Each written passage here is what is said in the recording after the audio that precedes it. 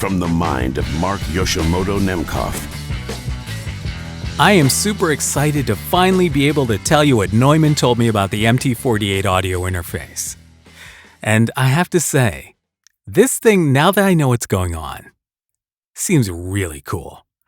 So following my previous MT-48 video, where I expressed a certain amount of skepticism that this was just a rebadge and nothing special, Neumann contacted me, and they're like, we need to talk. And I'm like, uh-oh.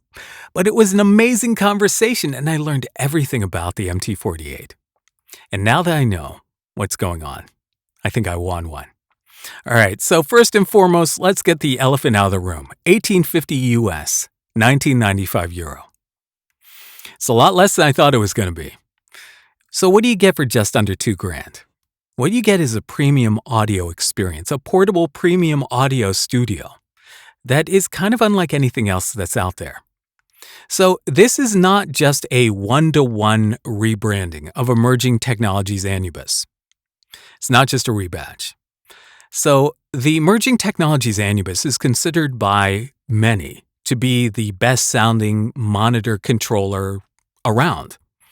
And you can trick it into becoming an audio interface. You have to jump through a few hoops to do it, but you can do it. So Neumann was like, why don't we make it plug and play? So they added USB connectivity and ADAT in and out, and they turned it into a plug and play audio interface. And what you get inside the box are these really amazing sounding preamps. That's the way it was described to me. Actually, they were effing amazing sounding preamps. 136 dBA of dynamic range, plus 78 dB of gain, plus 24 dBu of basically input-output, which I believe may be more than any other desktop interface out there. So you're getting some real pro-level preamps inside this thing, built in, already ready to go. So that's pretty cool, right? So really great preamps, but it doesn't end there. So you get these great preamps. You get a dynamic section. You get effects built in. You get EQ. You get reverb, right? So you have DSP in there so that you can run these transparent effects while you're recording. You could actually run one track that has your effects on it, one channel that does and one output that doesn't. So you can parallel record one wet and one dry at the same time, which is a great idea for voiceover. You have best-in-class audio conversion in this box, especially on the A to D. So right there alone, I mean, you're talking about what is potentially an Apollo killer. And, you know, the Apollo is this is apples and oranges. But I'm talking about in terms of like, would I use this over an Apollo? Maybe. You know, the Apollo is amazing, and not to take anything away from the Apollo system, I make my living on the Apollo system and have for years. I love it. But the Apollo system itself, nobody really uses it just, you know, with just the interface, plug in the interface, and none of the plugins. The plugins are really the value added to the Apollo system. And the plugins really just kind of, in terms of saturation, you know, harmonics, EQ, they color the sound. They affect the nature of the sound from its original source, and they create kind of euphonics in there. And, you know, remember, the whole of the Apollo system was really designed primarily for music, right? For music capture. And as voice people, we've had to make do since the beginning of voiceover time with tools that were primarily designed for music.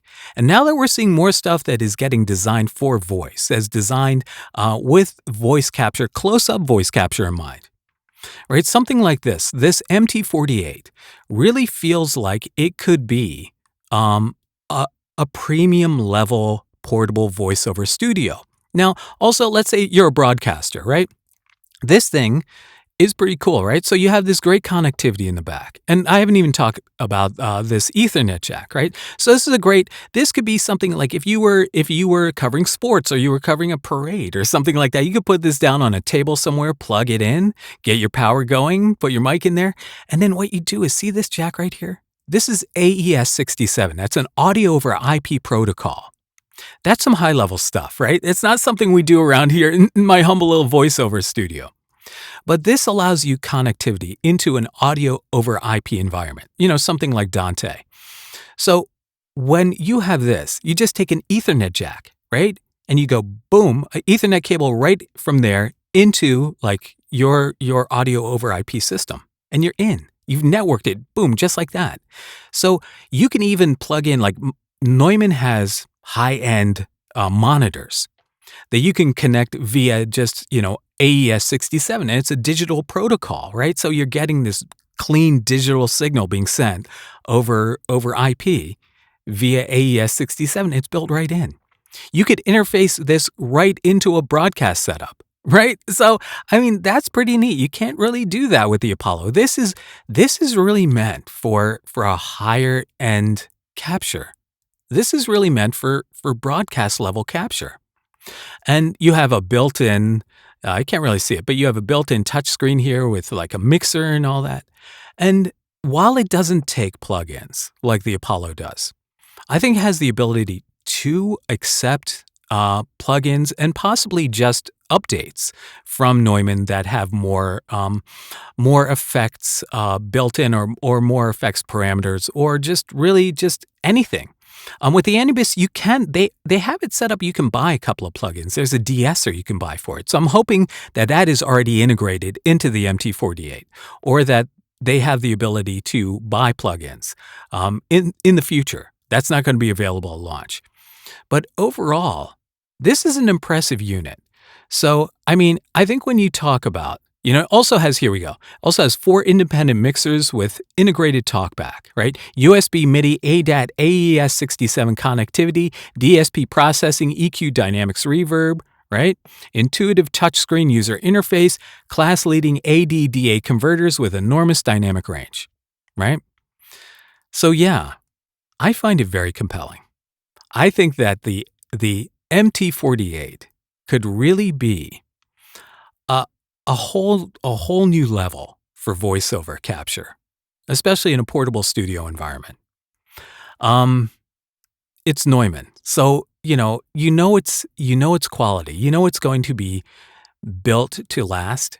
And what I also like about this, and again, not to rip on the Apollo system, but I think a lot of us who are aware of the developments in the UA world recently, we still don't know if there are going to be new interfaces coming out, right? We don't know what's going to happen with the UAD2. Am I going to have to migrate to a new environment at some point?